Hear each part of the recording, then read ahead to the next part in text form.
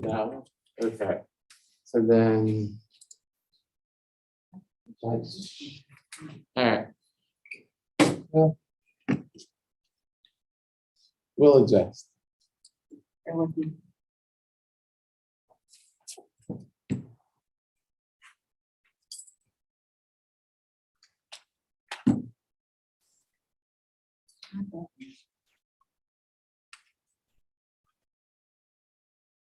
A walker when I talk. Okay.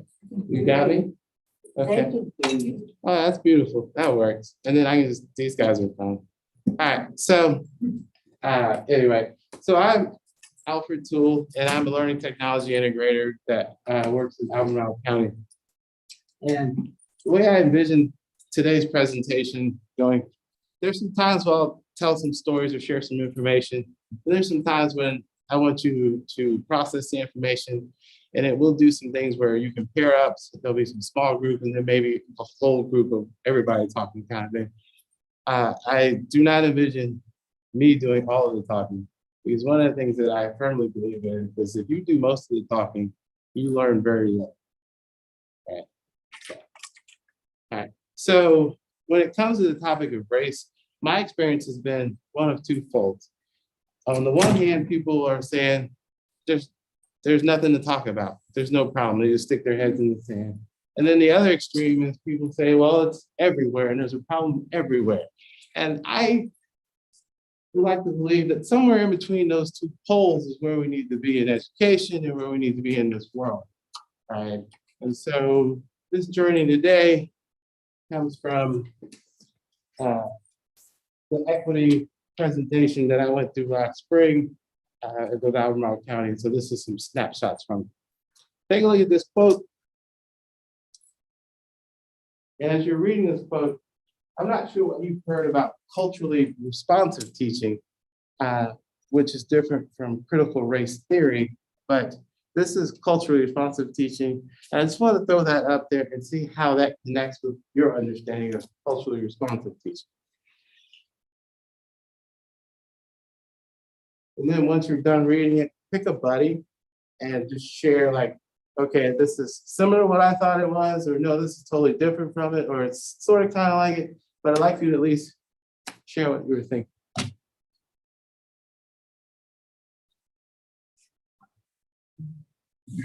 Over your butt. Hi, can everybody? Yes. Hi, I'm Katie. I'm Corinne. How are you? Nice to meet you. Nice to meet you, Curtis. Yeah.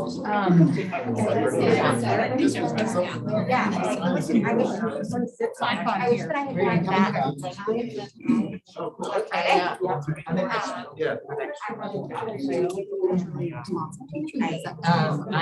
I work for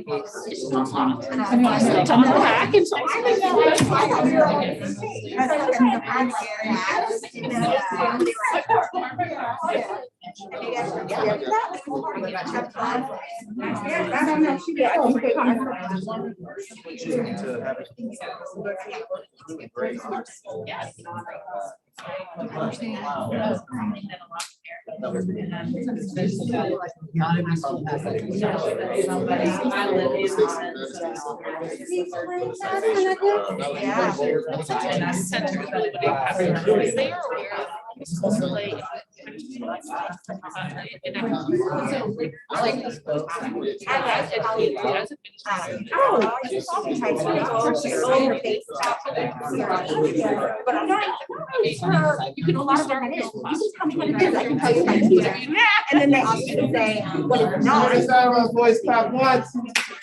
Here's talking about voice pop twice. All right, so one of the things you're going to find out is that if you are in the midst of doing these conversations and they're going well, one of the things you're going to have a hard time is there's so much to talk. There's just so much. And there's never going to be enough time. So I'm going to throw that out even today as a journal disclaimer, because I'm probably going to interrupt most of your conversations most of the time. So I don't want to be the bad guy, but I'm just telling you ahead of time that that's what's probably going to happen. But I would like to hear from a couple of you what you were thinking, how this connects or disconnects, or your conversations just now. Yes, go ahead. We were actually discussing how there's just so much to unpack in this because it's really like more than one thing that we can encapsulate. However, we kind of identified that that sentence in the center of the passage, they are aware of the role that schools play in both perpetuating and challenging these equities, is really where we have to start, because we can only do so much. We can start in our classroom with our students, or maybe in our school, and if we're administrators, maybe within the division. But I mean, honestly, like there's so much that needs to be done. So Fair enough. Other people's thoughts? Anybody? Go ahead. Just talking about how in school, when I came to school, they talking about Egypt like it was not an Africa. And I didn't learn that until I'm showing my age and telling myself that when I went on a field trip with my kid, that Egypt was really a part of Africa. Because they have Egypt on the whole floor in the museum by itself, and Africa is somewhere else. And it's not like it's together. But they are together, the same country, everything. And it kind of bothered me after I figured it out, and it still does to this day, that we don't teach that. Interesting. Yeah. And then you want to share? Well, we were just kind of sharing about the fact that, like, you know, my district, for example, desperately needs to have conversations like this. Like, definitely needs to step into those conversations. And, you know, I think the hardest part about it is when I'm reading this, I don't think that what it's saying in there is anything. Like, everything always gets so politicized, and it stops the conversation. When what's being said there is so important to understand, because why would we not want to help kids succeed? But what stops and the hindrance of that is that we get stuck in these ruts of mindsets, and I think it hurts a district on that. Amen. All right. I appreciate you guys sharing, and we'll do more of these as we're going through. Also gonna need somebody to help keep me honest on the time. I'm not sure when you're supposed to be out, but like I said, we can go all day. This is the other. Okay, 3:15. All right, so this is another quote from her. And I just want you to take this one in. This one is hard for me. And so I'm sharing this with you, realizing that in the back of my mind, whenever I feel like I have to bring up the issue of race or something race related, my brain goes to this right here. I don't want to be accused of playing the race card. And so what I tell my friends is that if you have a person of color who comes to you and trusts you with a moment or a story or a thought related to race, take it in. Because they have nothing to gain in talking about these things most of the time, because basically you either end up being accused of doing this, playing the race card, or you end up being a victim, which nobody wants to be either, or they're like, you're always talking about it. So, and then I think that's what it is, just on my screen. Let me get that. That should go, okay. And we're also navigating Zoom. And also my speaker notes are here, so you can. So I have little notes to remind me of different things. So you may not get the full thing, but when you get the slide deck, you'll see the speaker notes of what he should have said in those moments. All right, so there's this one. Has everybody had a chance to take this one in? Okay. All right, so my education in Prince William County Public Schools, this is dealing with hypervisibility, which is I read this in Singleton's book, Glenn Singleton, Courageous Conversations. That's a reference in the resources, but that's a book. When I read this, I was like, no way. So basically, that black dot is me, and then that's what my school district pretty much felt and looked like. My current job, not much has changed. Still feel that, even where I worship on Sunday, right? I had a fascinating conversation with some teenagers one time. I said, you know, Martin Luther King Jr. once said that 11 a.m. was the most segregated, on Sunday was the most segregated hour in America. And I asked him, is this true? And all of them in that little circle, it was about 12 of them, were like, I believe it's true. And I was like, oh my word, we've got work to do. And then I think I might have skipped one. Or no, I didn't put that one in. But the school where I teach, is in Crozet, it's Western Albemarle. And it's pretty much like this. All right. So if you can think about that King slide, women's history, all this kind of stuff going up, and where we're doing this in this space. And this is what I was alluding to earlier.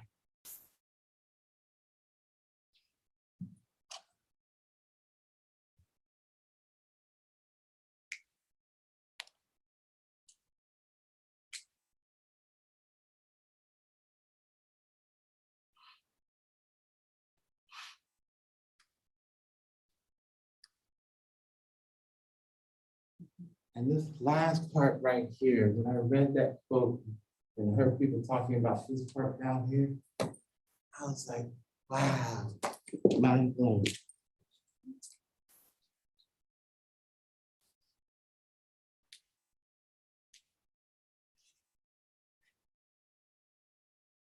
And yeah, this is a little bit about the makeup of my school. And so what I did here, clusters.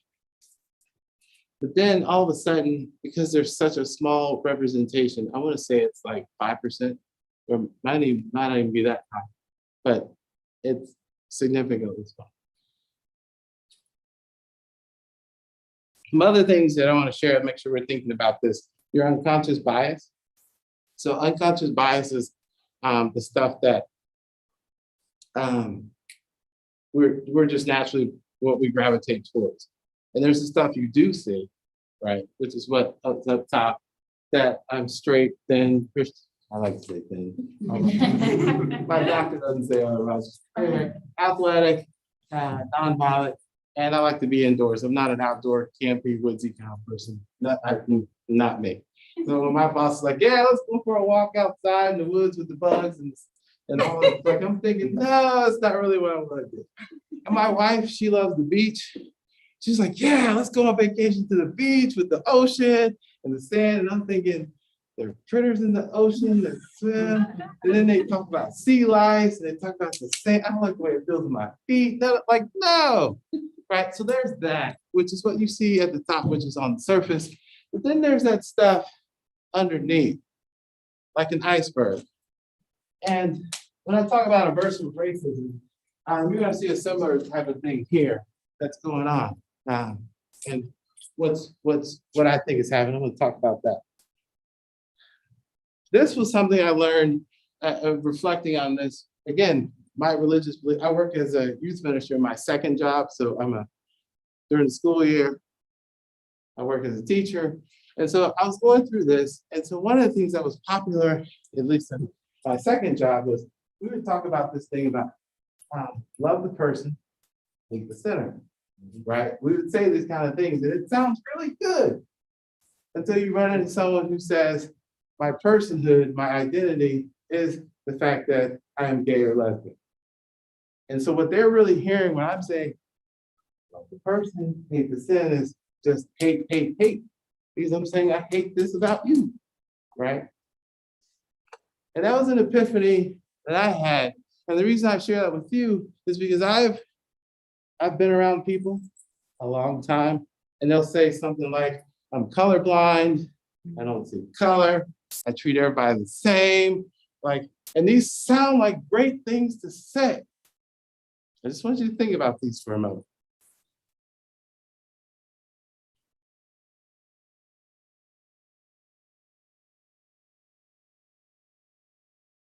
What I've come to realize is this, that you can mean very well in saying that I don't see color, but then I'm thinking to myself, then how are you ever going to see me? And then I go even further to say that what I really want is, I don't want you to weaponize my color against me and use that against me. But I do want you to understand how I was made and created. I was made this way for a reason. But I think part of what's happened typically in our society is that race is not the popular or the polite thing, is what it means, the polite thing to talk about. And so this is part of how we navigate that. Now, what I'd like you to do is this half of the room, your thoughts about this and then you guys talk on this half of the room about this. And the question would be, when we talk about colorblindism, should we still do it, yay or nay, in your thought process of like what people are meaning when they do this? So this is our great divide. This is gonna be a larger group session. So you two are gonna have a little work to get back to the rest of them. We get a little bit of time to talk about it. But yeah, colorblindism. I don't see color.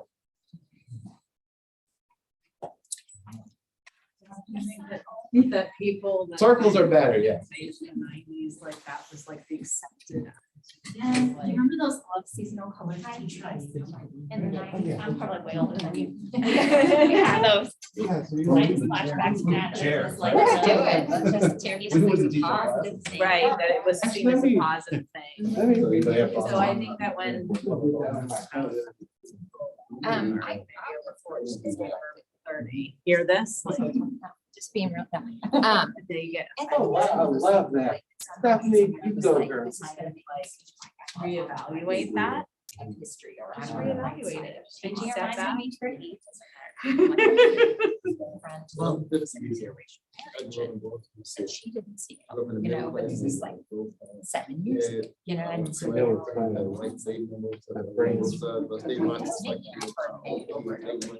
don't see color, you don't see frame of reference for my lived experience.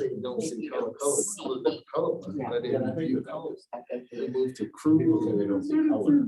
I seen the line in the sand.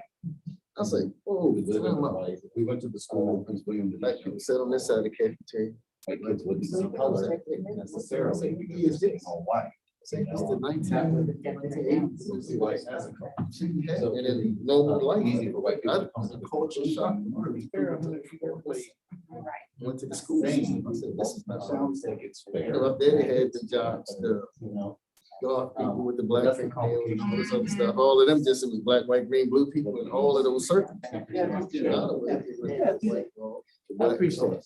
The black jobs. the white- I'm currently doing tools for to be a Shock. I said, this is the eighties. This ain't the 1950s.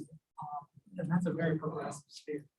Colorblind. Just, You're like, oh, we're this was- being inclusive, every single person. person. it's so many What they years. forget is that And it's still not that basically far. says The this next show thing. like has to be white, so therefore. Yeah, my dad had colorblind this casting, conversation so we can with my kind of like son. change that dynamic instead of saying, what is the show itself? In the case of what I I was said, reading 'cause on he had Shakespeare. taken to school. What back is in the Shakespeare? 50s, 60s. Could be He said, done. we've come a long way. He said, we got What if you a take long way to go. Shakespeare We've come a long way. and saying, stop saying I said, it's that big. these things have to be these races. Or here's the thing, if it's. Seems like we should be able to go faster. Yeah. Like, there's some shows we shouldn't do, and I know that's the theater's. Well, fear, but I it's the think- Same thing now, I feel like, we sit here and we say, well, here's the books we gotta. do, here's the Yeah, I was things," telling and Katie. We try to make everything. so, like, We've made like national news, right?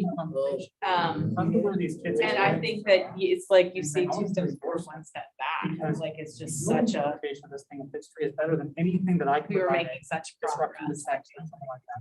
And it just. Yeah, but the danger with theater example is So. casting African Americans in Shakespeare, using Shakespeare's words.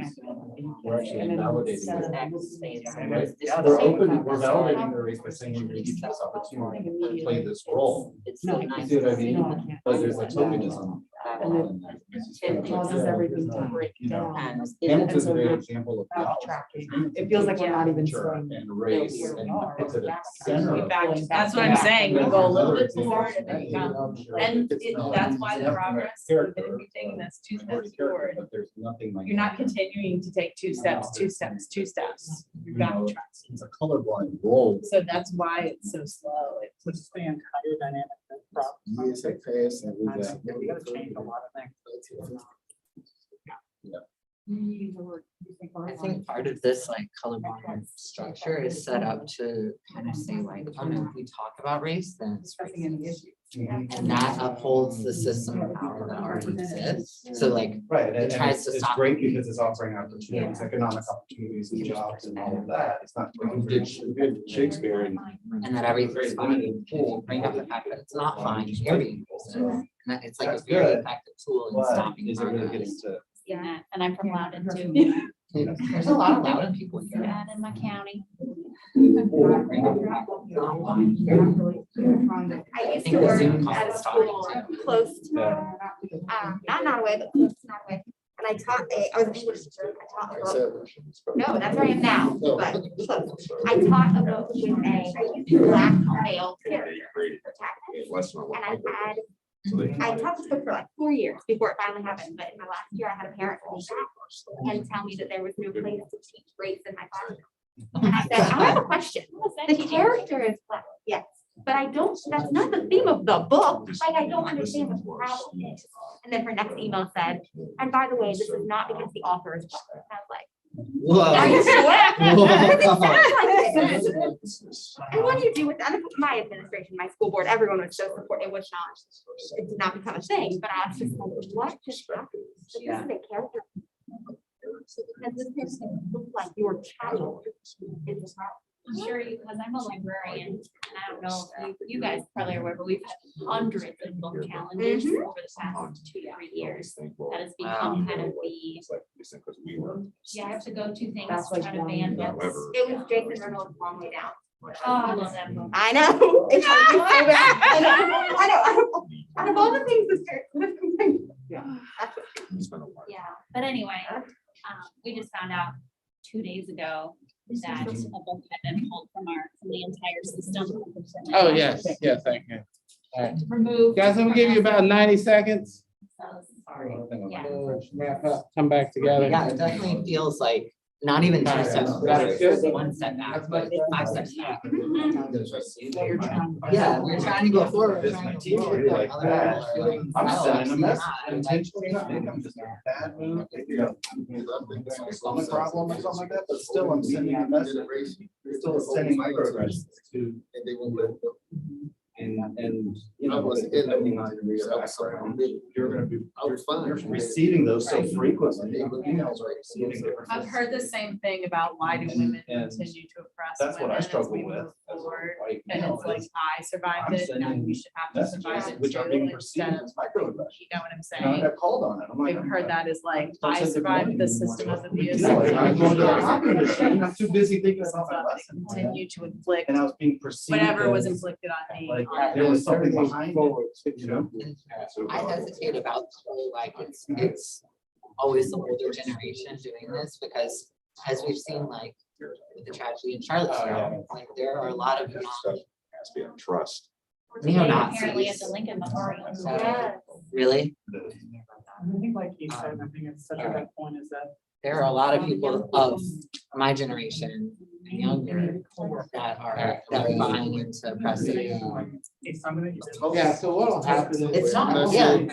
Who's teaching? So Somebody's easy teaching. to get Uh-huh. defensive, and I think we even do. They don't come out to work like that. It's like, I didn't like how this. And I'll just leave this up too. I think it's passed down as one of the pockets. What's the better way that I can? And people You try can improve to as a teacher, you can and improve to for that. beliefs and then those beliefs get reinforced by talking to other people. All right, it's me bringing bad news again. Yeah, that guy telling y'all to pause for a moment. So there were some neat things said in the chat. There are people that have agreed, I guess, with that statement, and also have said some other pieces that we need more conversations about this. Oh, we're gonna have to. That is weird. That's a delay. Turn the volume down the back. I'll just talk really loud. No, the volume just needs to go off. to the back. Yeah, 'cause it's gonna piss me off. Yeah, it's gonna- You turn Okay. down. Yeah, All the way down, that would turn it off. yeah, turn that one down. All right.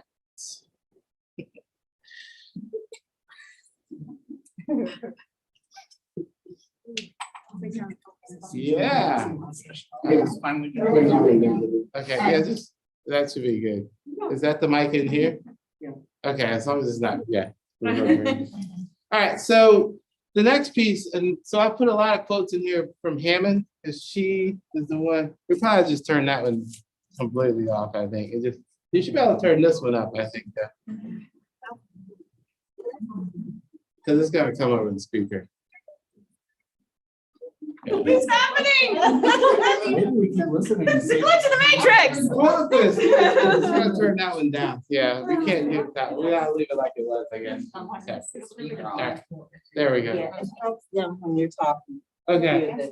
Oh, okay. All right. So I will just project as best I can with the mask and teacher voice. So the key thing in this one that I want you to remember is that word trust is something that is educated, we value, and we think is very important. And in a conversation and topic of race, trust is essential. It's essential. All right.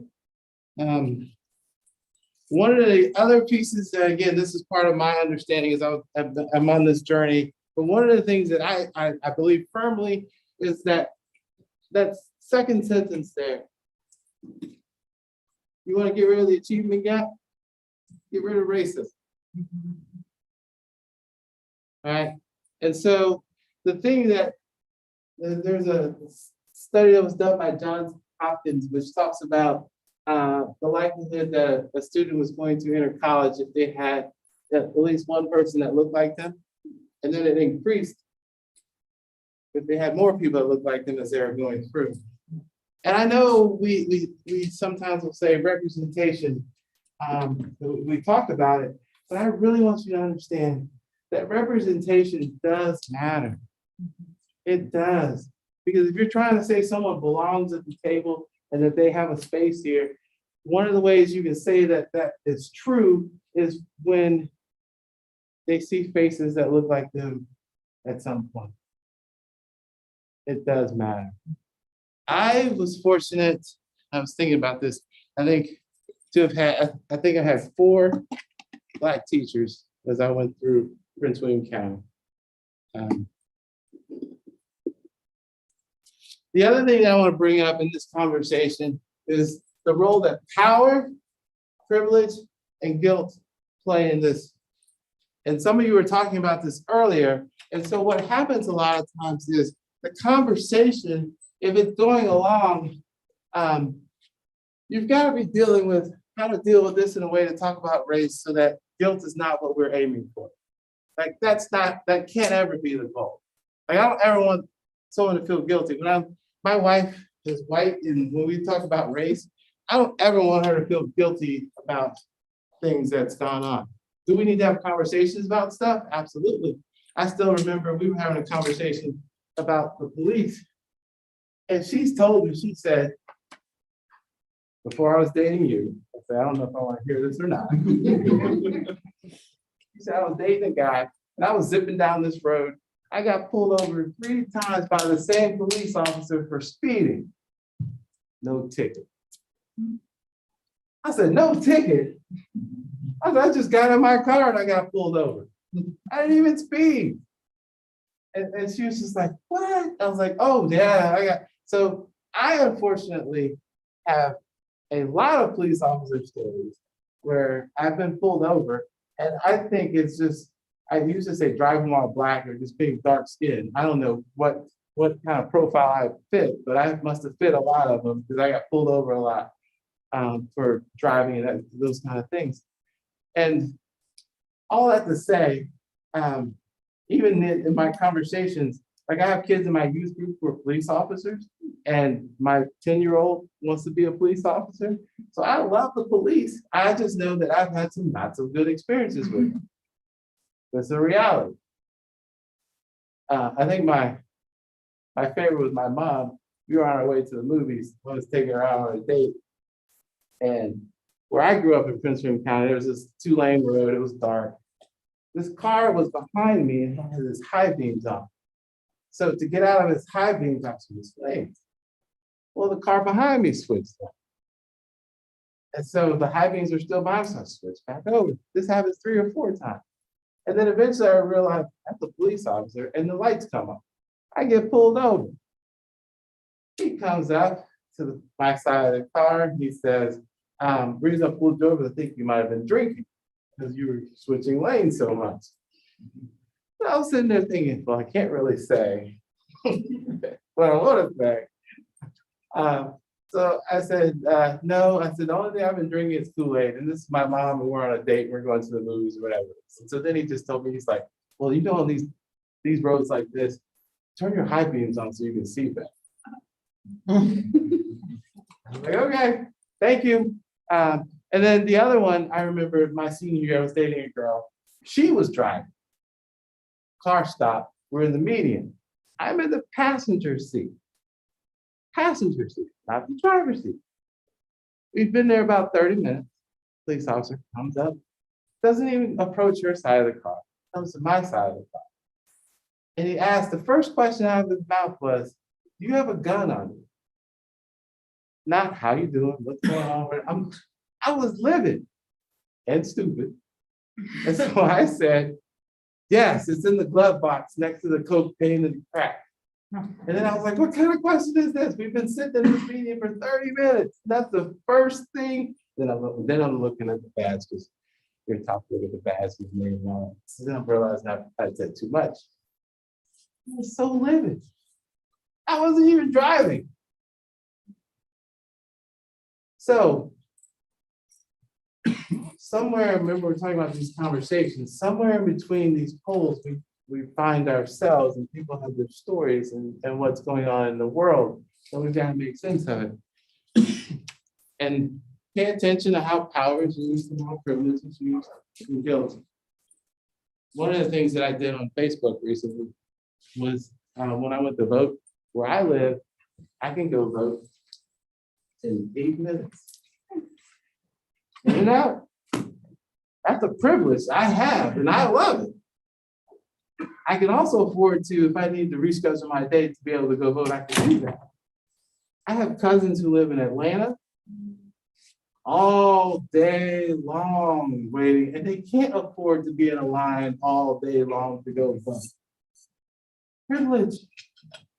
I have it. I enjoy it. Matter of fact, I even let 2 people go in line ahead of me when I went to go vote. I was like, because when you get all 5 boys out of the car, my wife, it takes a bit. I got 3 of them out waiting for the others. I'm like, yeah, you go ahead. I let 2 people go ahead of me. I voted in 8 minutes. Privilege.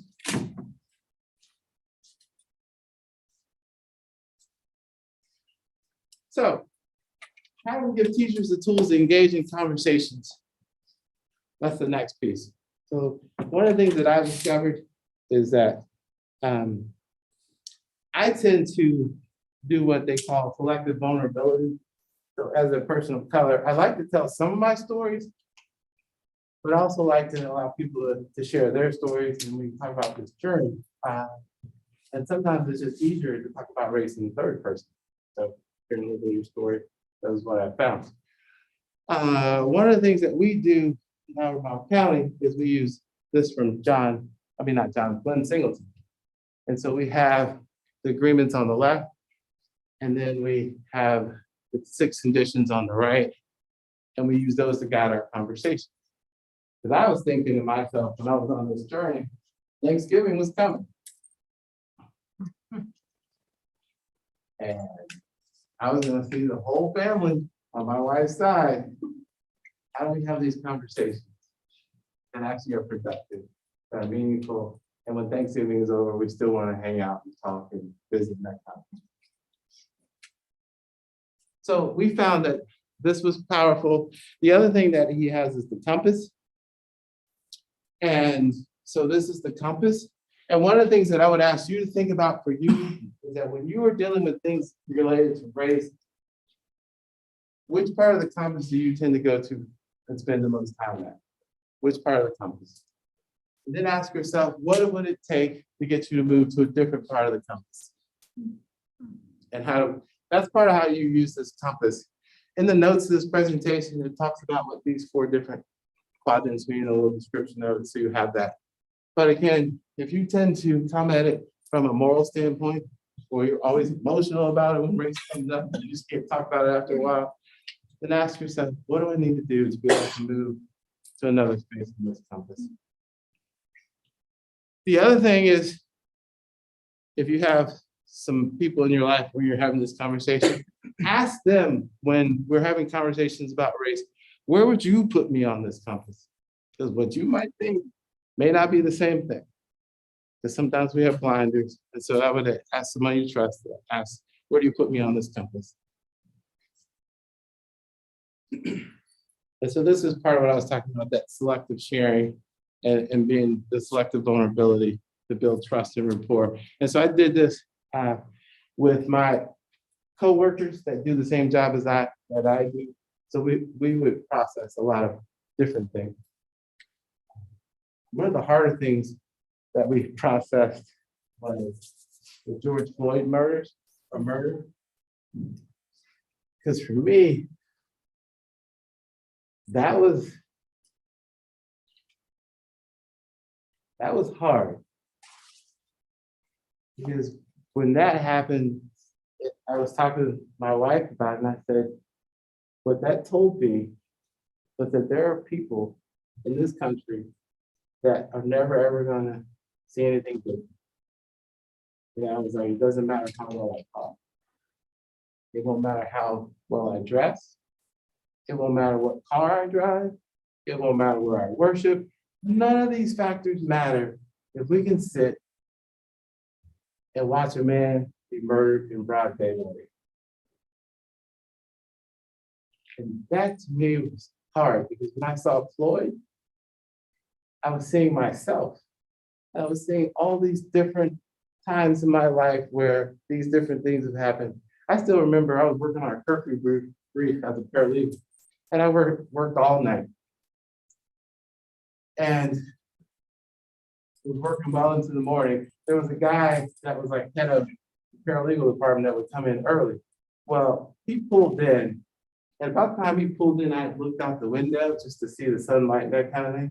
What he saw was a hooded figure. He called the police.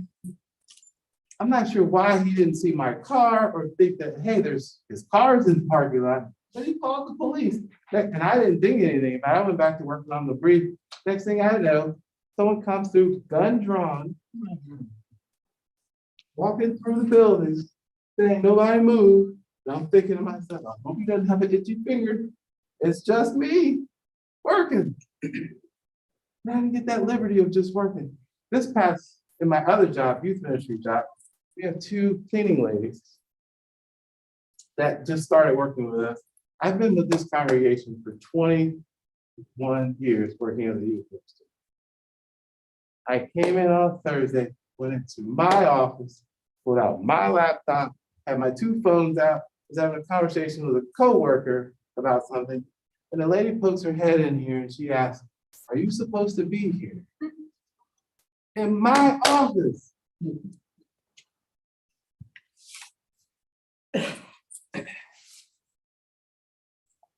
Another time, I was wrapping up. We just finished the Bible study at the church building. It was late. I saw the car drive by. I found it. Then he U-turned. U-turns are never good. Light on, gun drawn, held on. I'm thinking, what in the world escalated it to the point where you have to have your gun out of the holster when I'm just getting in my car, my teenager and I are getting in the car to leave? Like, that made no sense to me. I invited the guy to services the next morning. I was like, I'll be preaching soon. You can come check that out, whatever it is. Nothing. It didn't matter. And the other one I think about was in Nashville. Like, I've been in a whole bunch of different places. I was in Nashville at a conference one time. We were going to lunch. I was walking with my friends, and we were all law school graduate kind of people, and we were walking to lunch. There was a bank robbery. And I fit the description. So the police officer was like, mind showing us what's in your bag?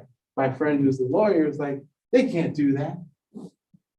That's against your Fourth Amendment rights. I'm thinking, I'm a first-year law student. I know this much too, but you know what? It'll just blow over if I just open up my bag. But my buddy's escalating the situation. And I'm thinking, I don't need you to escalate the situation. I just want to get it over with and move on and live to tell another day. When he was going through it, I was just like, oh my God. So I was like, look, here's my Bible, notebook, my pen.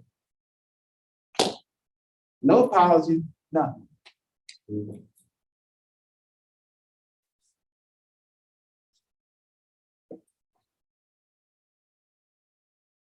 One of the other things for me in this journey was just figuring out how, and these resources are here that you can look at and click on the links. But I began to realize how I conversed and how my wife and her family conversed were different. They're different. Here's a classic example. But we were disciplining our kids one time, and my wife was telling one of my kids, she basically said, would you please sit down? That's her nice way of saying sit down. If I or my dad or somebody from my family were talking, they'd be like, sit your tail down. Like, it's direct and it's right to the point. My wife's given a choice or an option. If you're not familiar with how that works, like that's what they think it would, means, I don't know. Maybe I like standing. But we all know, if you've been around the talk enough, you begin to understand that's really not what she's saying. She's really saying, sit down. But if you come from one culture, if you really want me to do something, you say you're pretty direct. And in another culture, you're indirect, but you really want me to do what you're saying, there's confusion. I've seen this in the classroom a lot. What usually ends up happening is what you define. Because you gave them a choice. It's really really a choice. Now, I will say that to some degree, sometimes we've got to be thinking ourselves, context should have defined this. All right, so I'm looking at our clock. Got a couple other things I want to share with you guys.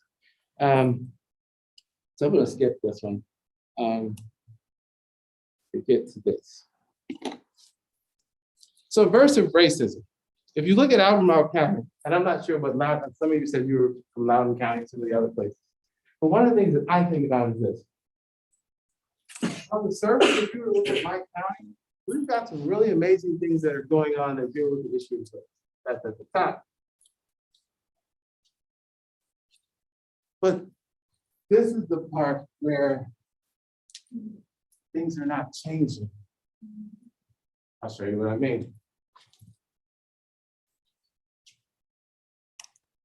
Take a look at these tables. This is just my division, right? We've been doing culturally responsive teaching stuff for the last 5 years.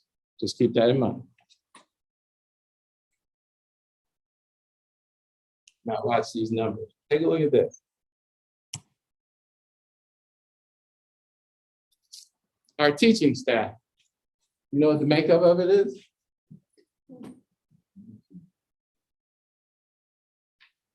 If we're doing it by race, 90% white. Last 5 years. Nothing's changed.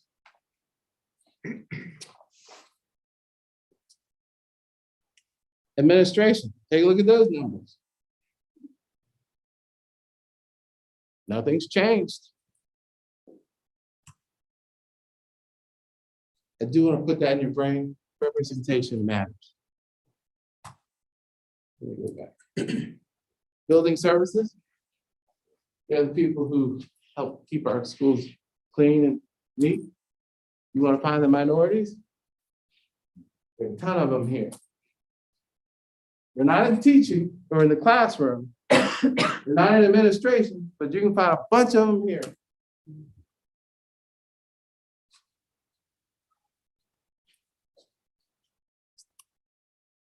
This was that study I was telling you about earlier. Percentage. So as you're thinking about when I get off the bus as a student and I walk into my school, and we're talking about how representation impacts things. And the first time I see someone that looks like me, they're holding the broom.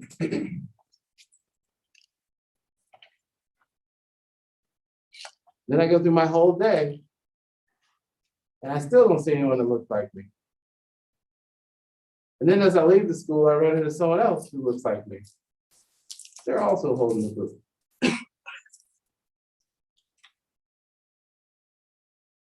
When I think about the job that I do and the interactions I have with kids, part of what I think about is I hope that I do my job well enough that I inspire them to want to do what I do.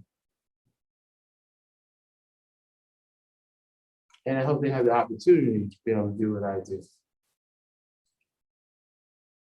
The hard part about this, and this is when I first started my culturally responsive teaching journey, was this.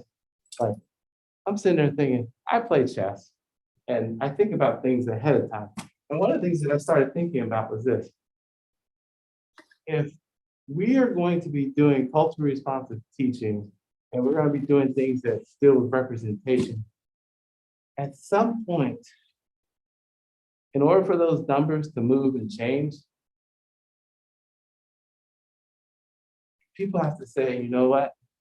Let me make space for someone else. But then I had to ask myself, if you have a job and you have a family and you have mouths to feed and bills to pay and a mortgage and all those things, what are we really asking people to do? Because at the end of the day, most people are gonna want to say, I need a job to be able to pay my bills and take care of my family. I'm not really trying to be racist or anything, but I need this job.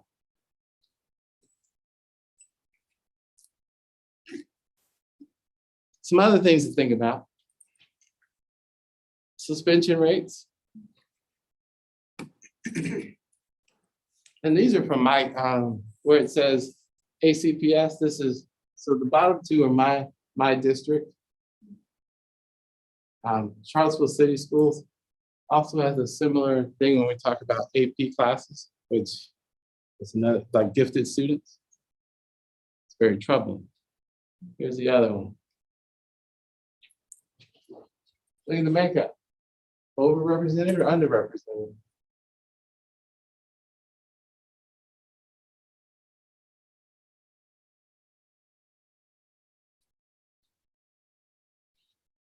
And then when we talk about achievement scores and those kind of things, I was asking one of my friends, I was like, do you honestly think that Black people are 20 percentage points lower in any given subject?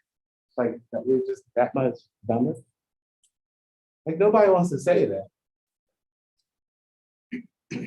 But what could it be? Because we accept it all the time.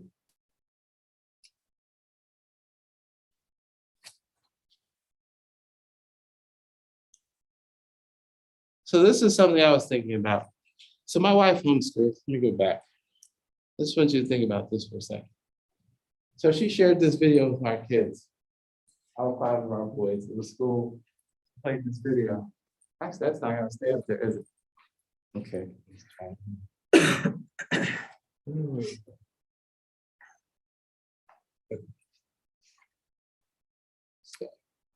So she shared this video. Great American Inventors. And I just looked and I was like, honey, can we broaden it a little? Can we get some representation? I mean, I would take just even some women. Think about your English classes and the books they read. The authors of those books. Who tends to be the author? And the gender and color.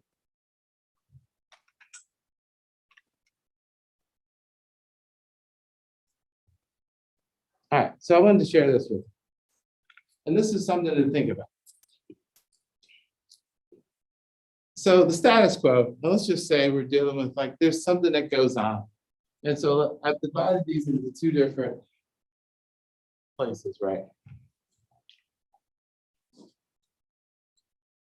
So let's just say we have something like this video that shows. We have an event like that happens. Same number of people. But I just want you to realize what's happening. When people are neutral, don't say anything. Similar kind of picture. Just notice what's happening. Same kind of model. I was playing around with different models.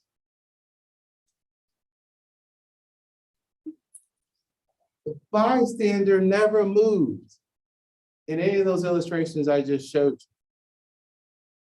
But the appearance of the person who's being threatened or victimized or whatever it is it appears as though all these people are against them. Because people have been neutral, or said nothing, or have done nothing. I just want you to keep that in mind the next time you're thinking, I should say something. No, say something.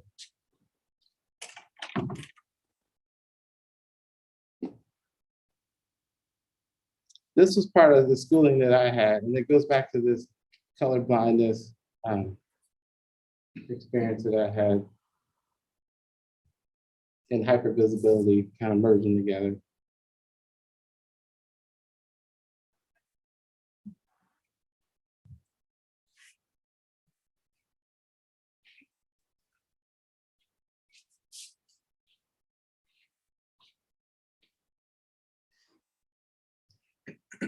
I got 5 minutes with you. So this is my other epiphany. Now this represents me, but this could be you. And what I think about is, imagine you being that person, that agent of change wherever you find yourself.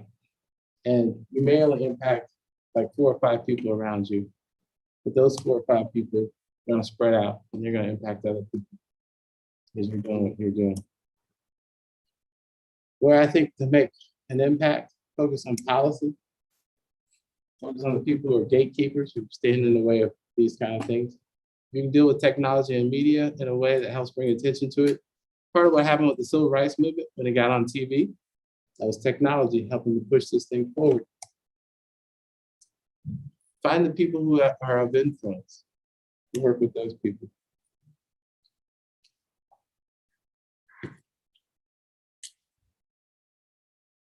For this last one, I'd like your thoughts on what Kendi has to say. So I've talked to them.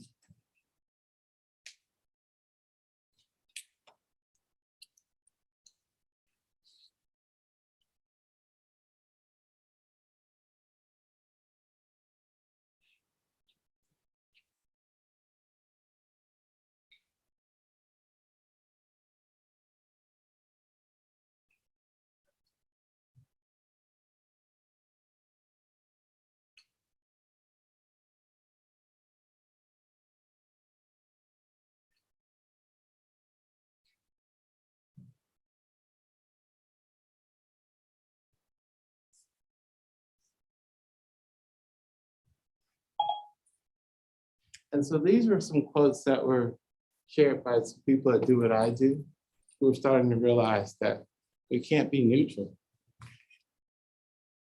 You just can't. I think about it this way: when I'm trying to be on a diet or exercising and losing weight, right?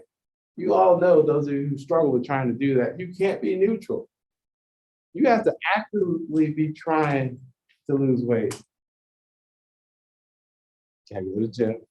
You gotta abstain from some foods or whatever, eat more of the other foods. Like, that's an active lifestyle. It's not like, oh, I'm just gonna sit by and let it happen. Because we all know what happens if you sit by and just let it happen.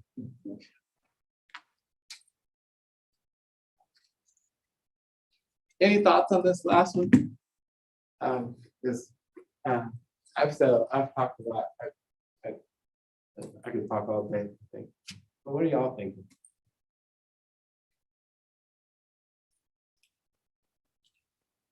One of the things I think about when I see this is how we have these conversations, and it's about calling people into them instead of calling people out, and finding those spaces.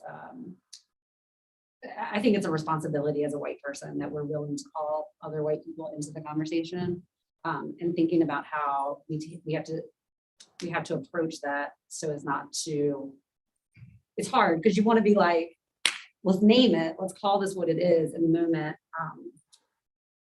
I've done that for a long time, and it's created a lot of conflict in those relationships. And so one of the things that I've reflected on a lot in the recent years is how to call people into those relationships, and call them into those conversations instead of just calling them out for things, which is hard because it's frustrating. And I'm not, this isn't even my lived experience that I have to call out, but I think that's, for me, being able to see progress among family and friends with those conversations and just keeping at it, because it's not going to be a one conversation fix. Like I have a group of really close friends of, most of them are white women, and just making sure that I'm not relying on my Black friends or my Hispanic friends to have those conversations and calling the privilege when I see it, and just continuing to call those friends into it. I think that's how I try to show up as a white person in this. Other people want to add to that? Thanks for sharing. Appreciate it. Keep it personal. Other people's thoughts. I'll share real quick because I'm also in Albemarle, but and I've only been there for 3 years and came from Richmond and also taught in Charlottesville. And what struck out to me in that quote was learning from the people that we work with. You know, that it's invaluable the experience I've had with teachers who don't look like me, having them be my colleagues and having them be across the hall from me, and have seen my students represented in the faculty that I teach with or have taught with is so valuable. So let me know how we're gonna fight it, and I'll help you. Because we need more people.